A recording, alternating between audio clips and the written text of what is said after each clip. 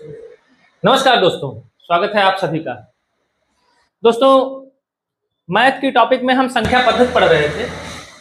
संख्या पद्धति में हम काफी कुछ पढ़ चुके हैं। थोड़ी टॉपिक जो है वो आपको हम इस वीडियो में बताने वाले हैं, लेकिन उससे पहले एक सवाल देख लेते हैं।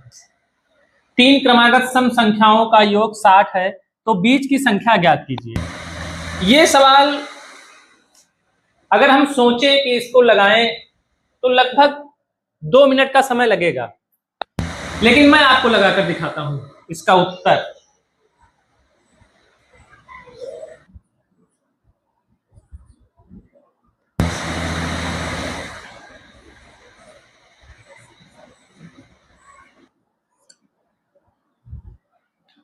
ये इसका उत्तर हो गया। बीच की संख्या क्या होगी? 20। बड़ी आसानी से लग गया। आप लोग भी सोच रहे होंगे इतनी आसानी से कैसे लग गया, कैसे आसान है, कितना कठिन है, किस तरह से लगता है। वीडियो के मध्य में हम बताने वाले हैं। जो थोड़ा टॉपिक हमारा संख्या पद्धति का रह गया था, उसके बाद हम इसी तरह के सवाल बताएंगे, क्या तरीका है, किस तरह से लगाते हैं, सारी चीजें हम बताएंगे। लेकिन उससे पहले हम पढ़ लेते हैं जो हमारा टॉपिक बचा हुआ था। तो देर न करते हुए शुरू करते हैं।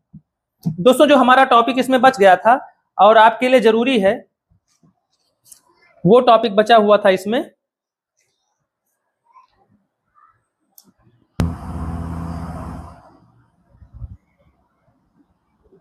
संख्याओं के मान।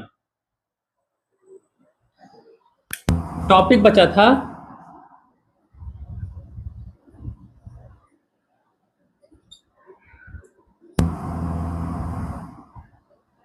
संख्याओं के मान।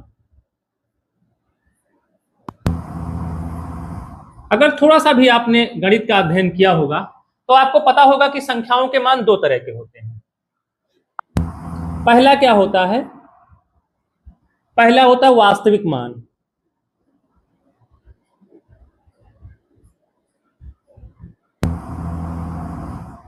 वास्तविक मान।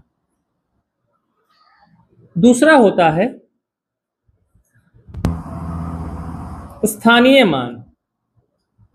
स्थानीय मान। संख्याओं के ये 2 तरह के मान होते हैं। ये जो वास्तविक मान होता है इसको अंकित मान भी कहते हैं। अंकित मान भी कहते हैं। वास्तविक मान को अंकित मान भी कहते हैं, या अगर एक नाम इसका और दे दिया जाए तो इसे जातीय मान भी कहते हैं। जातीय मान भी कहते हैं। 2 तरह से मान होते हैं। एक होता है वास्तविक मान या अंकित मान या जातीय मान, और दूसरा होता है स्थानीय मान। थोड़ा इनको अच्छे से समझने की जरूरत है। तो पहले टॉपिक पे हम आएंगे, जो हमारा पहला टॉपिक है वास्तविक मान।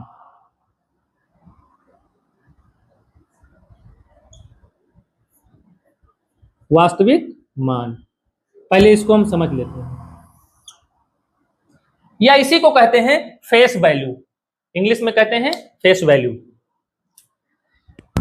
अगर हमने यहां पर लिख दिया, एक संख्या हमने लिखी,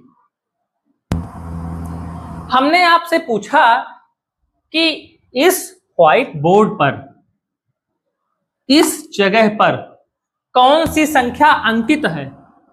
कौन सी संख्या अंकित है? तो आप क्या बताएंगे? 5। यहां 5 अंकित है, यानी जो अंकित है वही अंकित मान हो गया। जो अंकित है वही अंकित मान हो गया। इसीलिए हम कहते हैं कि इसको वास्तविक मान को अंकित मान के नाम से भी जाना जाता है। अब देखिए, अगर आपसे कहा गया कि ये जो लिखा हुआ है यहां पर, इसका वास्तविक मान क्या है? क्या इसके 2 चेहरे हैं? नहीं। वास्तविक रूप में ये क्या लिखा हुआ है? तो आप कहेंगे कि 5 लिखा हुआ है। तो यही हो गया वास्तविक मान। इस तरह से हो गया, आप जान गए कि संख्या का वास्तविक मान क्या होता है। दूसरी बात आती है स्थानीय मान।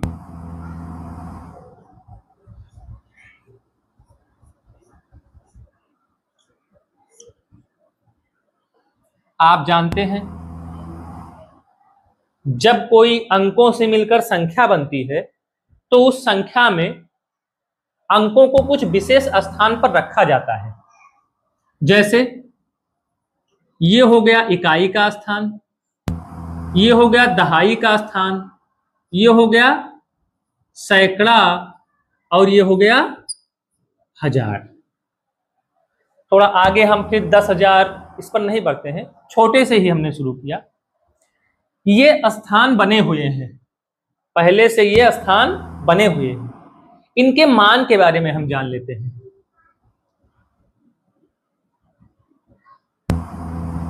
इकाई का स्थान उसका मान 1 होता है, दहाई का स्थान उसका मान 10 होता है, सैकड़े का स्थान उसका मान 100 होता है और हजार का स्थान उसका मान 1000 होता है। आसानी से आप समझ रहे होंगे, क्योंकि इकाई मतलब एक, जो अकेला है, अकेला है तो एक। दहाई मतलब 10, एक एक जोड़कर हम जब 10 तीलियां रखते हैं तो वो बन जाती है दहाई, और इसीलिए उसका मान क्या हो जाता है, दहाई का 10। सैकड़ा मतलब 100 और हजार मतलब 1000।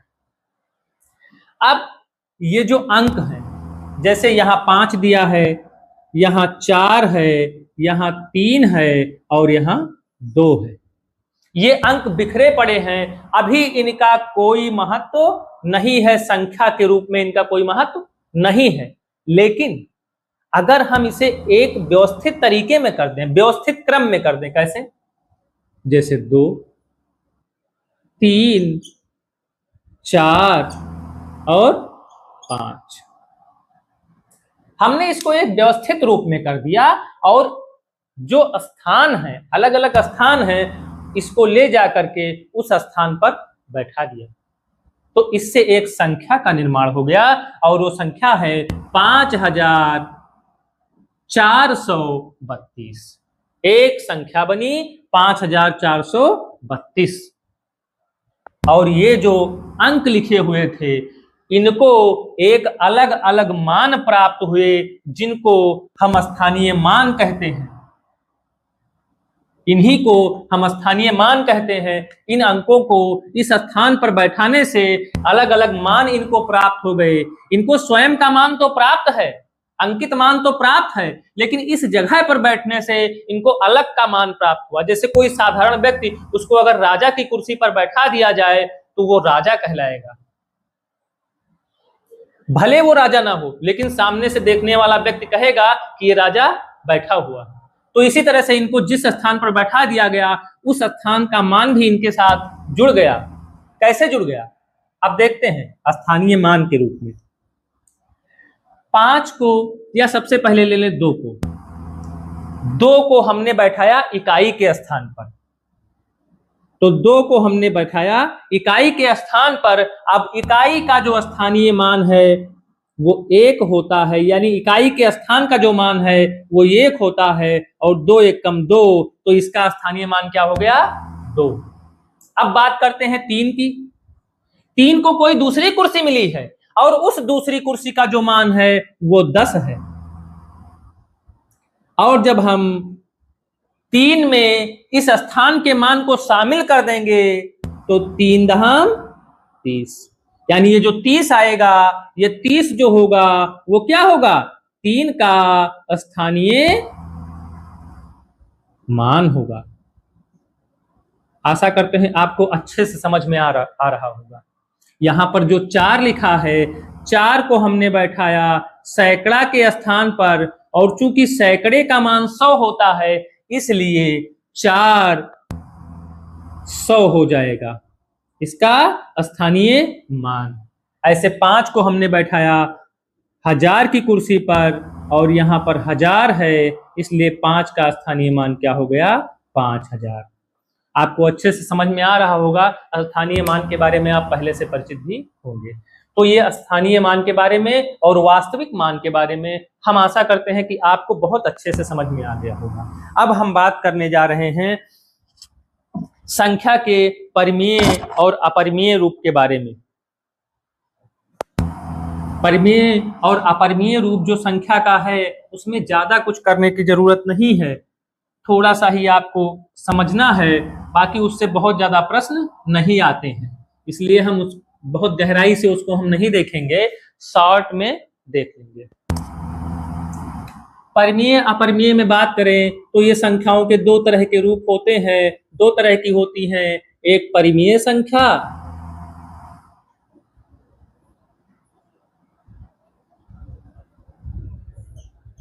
और दूसरी होती है अपरिमेय संख्या।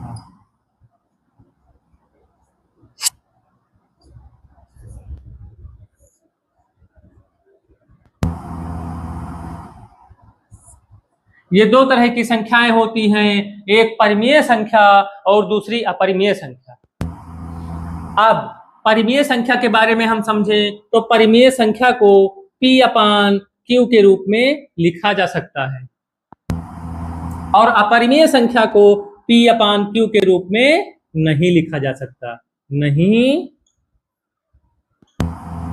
लिखा जा सकता। ये एक विशेष फर्क है इसमें। अब P/Q के रूप में इसे लिखा तो जाएगा, लेकिन Q is not equal to 0, यानी Q जो है वो कभी 0 नहीं होगा, क्योंकि अगर Q का मान 0 हो गया तो वो अपरिभाषित हो जाएगा, इसलिए Q का मान कभी 0 नहीं होगा। तो ये आप समझ गए होंगे। अब हम एक जो महत्वपूर्ण बिंदु है पाई के बारे में बात करते हैं। पाई के मान को आप जानते हैं, पाई का मान होता है 22/7, जो कि P/Q के रूप में लिखा हुआ है, P/Q के रूप में लिखा हुआ है। लेकिन ध्यान रखिएगा, अगर हमसे कहीं पूछता है कि 22/7 क्या है, 22/7 क्या है, यानी अगर पाई की चर्चा नहीं की गई है और 22/7 पूछा जाता है तो यह एक परिमेय संख्या है।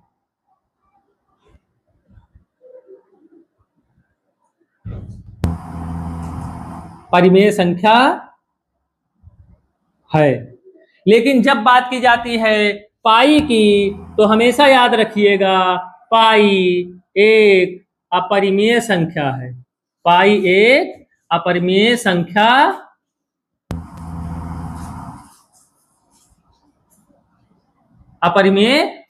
है। ये बहुत ही महत्वपूर्ण है और इसमें दो तरह से प्रश्न आते हैं, हम आपको बताए दे रहे हैं अभी यहीं पर। पहला प्रश्न पूछा जाएगा कि वह संख्याएं वह संख्या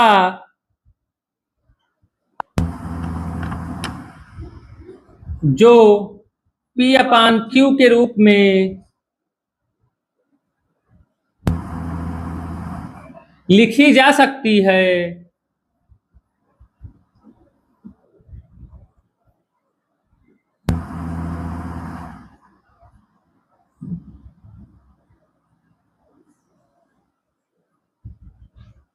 कहलाती है।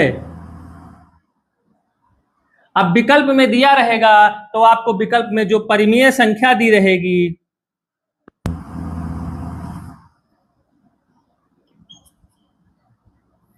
उसी पर आपको टिक कर देना है।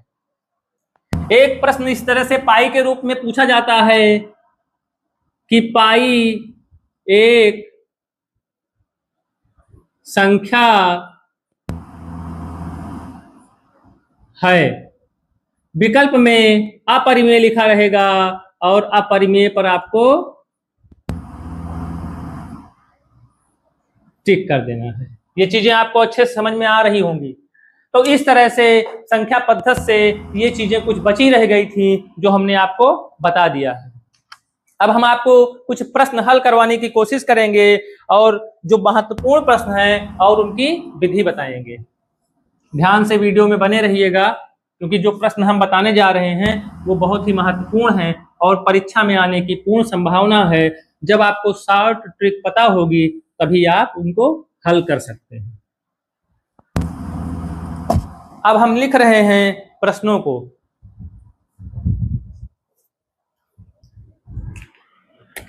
पहला प्रश्न हम आपके सामने लिखने जा रहे हैं। दो क्रमागत विषम संख्याओं का योग।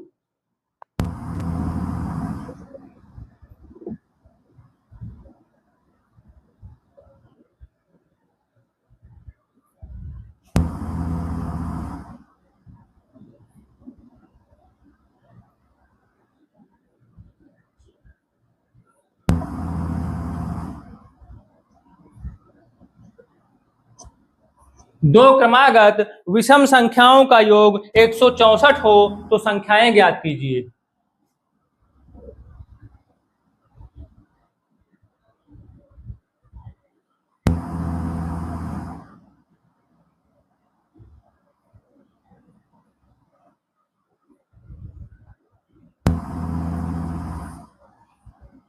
तो संख्याएं ज्ञात कीजिए। प्रश्न कुछ इस तरह से है कि दो क्रमागत विषम संख्याओं का योग 164 हो तो संख्याएं ज्ञात कीजिए। अब ध्यान से देखिएगा, हम पहले आपको जो साधारण विधि है वो बताएंगे, उसके बाद जो आसान विधि है वो बताएंगे आपको। जो आपको आसान लगेगी उसे आप अपना लेंगे। तो इसको हम सॉल्व करते हैं। आपको हमने संख्या पद्धति के पहले वीडियो में विषम संख्याओं को बता दिया है। जैसे विषम संख्याएं 3, 5, 7, 9, 11। अब आप क्रमागत संख्याओं के बारे में जानते हैं, यानी क्रम से आने वाली। जैसे विषम संख्याओं की बात करें तो ये विषम संख्याएं 3 के बाद में 5, 5 के बाद में 7, 7 के बाद में 9, 9 के बाद में 11, यानी इनके बीच में कोई भी विषम संख्या छूटी नहीं है, ये सभी क्रम से आ रही हैं। तो अब यहां पर हमको पहली संख्या मानना पड़ेगा।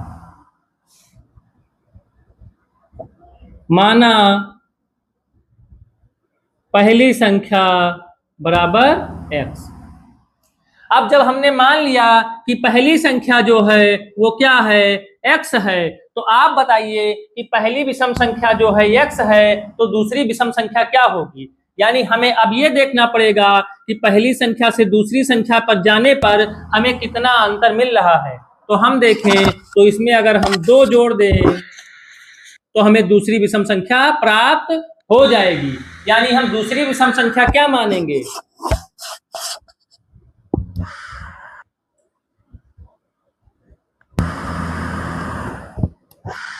दूसरी विषम संख्या x + 2 हो जाएगी। अब आपका सवाल लग गया। कैसे लग गया? अब दिया हुआ है कि इन दोनों का योग क्या है, 164, यानी x + x + 2 = 164, यानी 2x + 2 = 164, यानी 2x। और हम 2 का पक्षांतर करेंगे। सभी लोगों को पता होगा कि जब पक्षांतर करते हैं तो चिन्ह परिवर्तित हो जाता है, यानी 2 यहाँ का प्लस में है और इधर माइनस में हो जाएगा, तो 164 से 2 घट जाएगा तो 162 बचेगा, यानी 2x = 162। अब x = यहाँ पर गुणे में है तो इधर आएगा 2 तो भाग में हो जाएगा 162/2। अब इसको भाग देंगे तो 2 × 8 = 16, 2 × 1 = 2, यानी जो x का मान प्राप्त हुआ वो 81 प्राप्त हुआ। यानी 81 जो है, यानी x हमने माना है पहली संख्या, तो पहली संख्या प्राप्त हो गई, पहली संख्या प्राप्त हो गई। और दूसरी संख्या माना है हमने x + 2, तो x + 2 यानी 81 + 2 = 83, यानी हमें दूसरी संख्या भी प्राप्त हो गई। और इस प्रकार से हमने दोनों संख्याएं बता दी। आपको अच्छे से समझ में आ गया होगा। लेकिन इसमें एक समस्या है, यहां पर इसमें एक समस्या है। क्या समस्या है? इसमें समय ज्यादा लग रहा है। परीक्षा में आपको अपने समय की जितनी ज्यादा से ज्यादा बचत कर सके उतने ज्यादा से ज्यादा बचत करनी है, यानी कुछ शॉर्ट ट्रिक ढूंढना है जिससे आप सवाल चुटकियों में हल कर दें और आपका समय बच जाए। तो जो ये विधि है इससे आपका समय बच नहीं सकता है। सैद्धांतिक रूप में आप ये हमेशा जानते रहिए, ये जो रीढ़ होती है सवाल प्रश्नों को हल करने की, जब आप जब आप जो शॉर्ट ट्रिक है उसको भूल जाएंगे तो इसके माध्यम से आप प्रश्न हमेशा हल कर पाएंगे, हमेशा आपके दिमाग में बैठी रहेगी। लेकिन जब हमें शॉर्ट ट्रिक पता है तो हम उसका उपयोग करेंगे और प्रश्नों को चुटकियों में हल कर देंगे। यहाँ पर दोस्तों जिन्होंने जो हमारे विद्यार्थी मैथ के नहीं हैं लेकिन मैथ पूछा जाना है तो उनके लिए थोड़ा सा पक्षांतर में हो सकता है यहाँ पर समझ में ना आया हो। जैसे यहाँ लिखा हुआ है 2x 162, समझ रहे होंगे आप। तो अब ये x बराबर 162/2 कैसे हो गया? तो आप समझिए यहां पर जो 2 लिखा हुआ है और x इसके बीच में गुणा है, इसके बीच में गुणा है, और जब हम इसको दूसरी तरफ ले जाएंगे, उल्टा ले जाएंगे तो ये भाग में आ जाएगा। यानी यहां पर जो बटे लगाया गया है उसका यही अर्थ है भाग। इसको इस तरह से भी लिख सकते हैं 162/2। ये तरीका भी आप समझ सकते हैं। तो ये समझ लीजिएगा। अब हम आपको बताने वाले हैं जो आसान तरीका है जिससे आप चुटकियों में हल कर लेंगे। इसी सवाल को सबसे पहले हम बता देते हैं।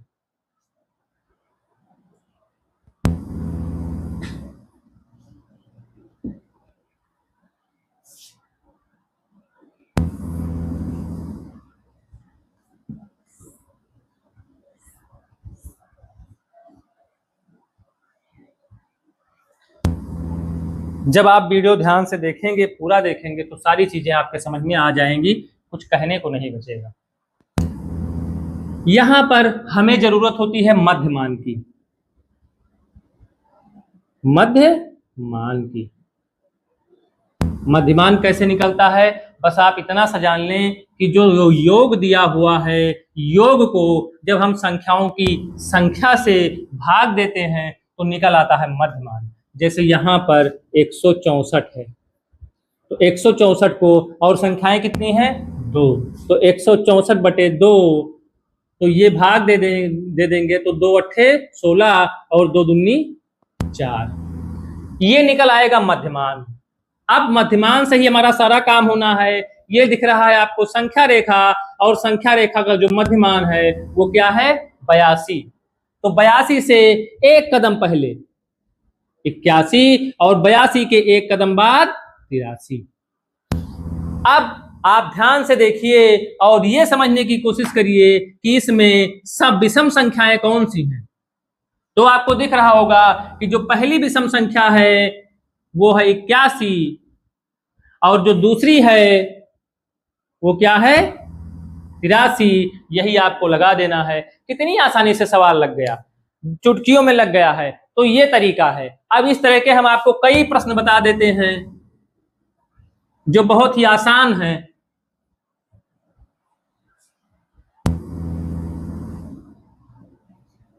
और आप भी लगा सकते हैं। मैथ से डरने की जरूरत नहीं है।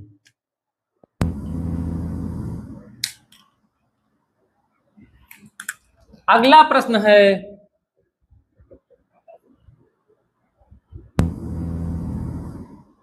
दो क्रमागत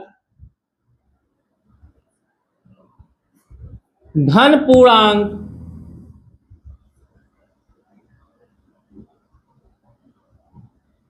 संख्याओं, दो क्रमागत धन पूर्णांक संख्याओं का योग 191 हो तो संख्याएं ज्ञात कीजिए। का योग 191 हो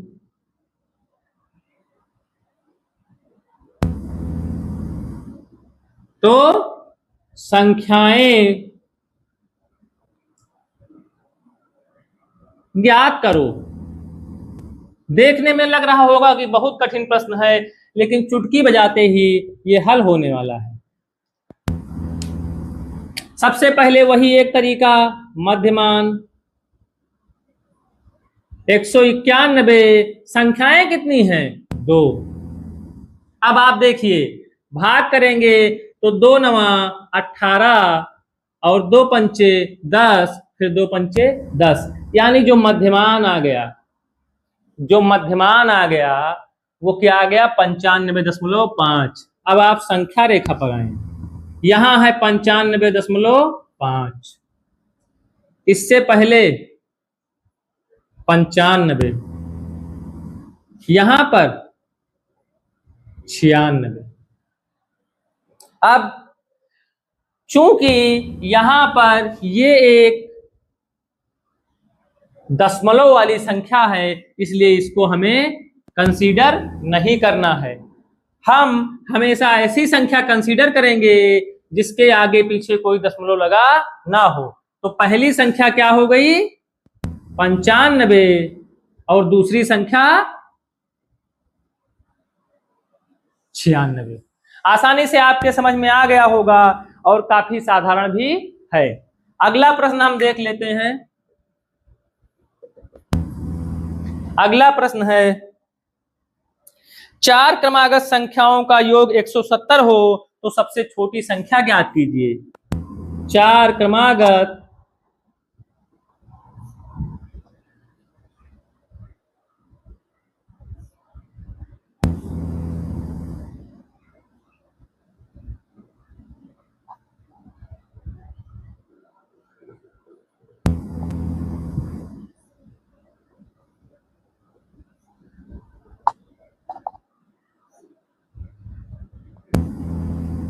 कीजिए। अब हम इस प्रश्न को हल करने की कोशिश करते हैं। तो सीधा सा है, हमें मध्यमान निकालना है। 170 संख्याएं हैं 4, तो इसको कट करेंगे तो आ जाएगा 42.5। 4 दूनी 8, 4 चौक 16 और 1 17, 4 दूनी 8, 2 10, 4 पंचे 20। अब हम संख्या रेखा जब देखते हैं तो यहाँ पर 42.5 आ जाता है। 42.5, चूंकि इसको हमें कंसीडर नहीं करना है क्योंकि ये दशमलव में है, इसको हम काट देंगे। अब हम बात करेंगे इससे पहले, तो इससे पहले 42 आ जाएगा और इधर क्या आ जाएगा 43, फिर आ जाएगा 41 और फिर आ जाएगा इधर 43 के बाद 44। अब ये 4 संख्याएं हो गई 41, 42, 43 और 44। तो जो सबसे छोटी संख्या है, सबसे छोटी संख्या वो आपकी हो जाएगी 41 और यही हो जाएगा उत्तर। तो कितनी आसानी से और कितने अच्छे तरीके से आपका प्रश्न हल हो जाता है, ये ध्यान में रखिएगा। और इसी तरह से आपको प्रश्न को हल करना है। हमेशा इस विधि को ध्यान में रखेंगे तो कहीं भी कोई भी प्रश्न गलत होने वाला नहीं।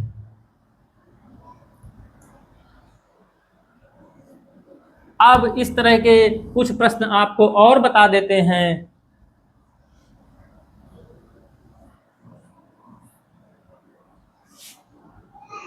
गणित से उबने से काम चलने वाला नहीं है। गणित एक ऐसा विषय है, इसको अगर आपने सीख लिया तो समझ लीजिए कि सभी विषय आपने सीख लिए, और अगर इसमें आपका मन लगने लगा तो समझ लीजिए कि आपका मन सभी विषयों का गहनता से अध्ययन कर चुका है। इसलिए कभी इससे डरिए मत। शॉर्ट ट्रिक, लॉन्ग ट्रिक इससे पढ़िए। अगला हम आपको बताने जा रहे हैं, अगला जो प्रश्न है, 5 क्रमागत सम संख्याओं का योग 320 हो, 5 क्रमागत सम संख्याओं का योग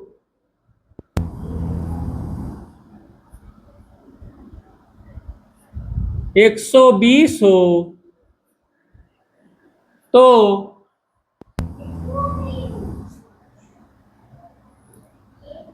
सबसे बड़ी व सबसे छोटी सम संख्या ज्ञात कीजिए।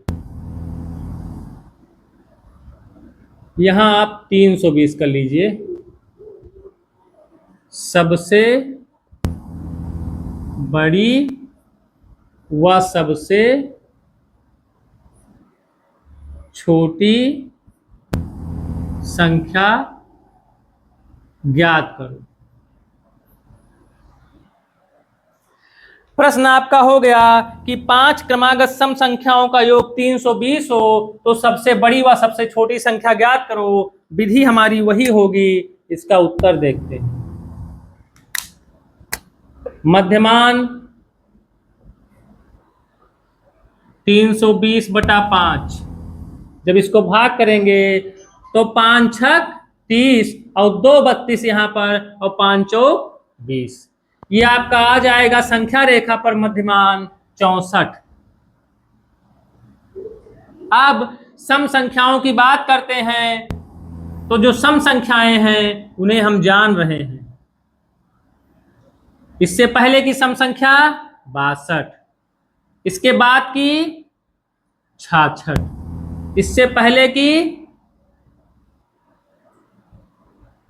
60, इसके बाद की 68। अब आप देखिएगा कि यहां पर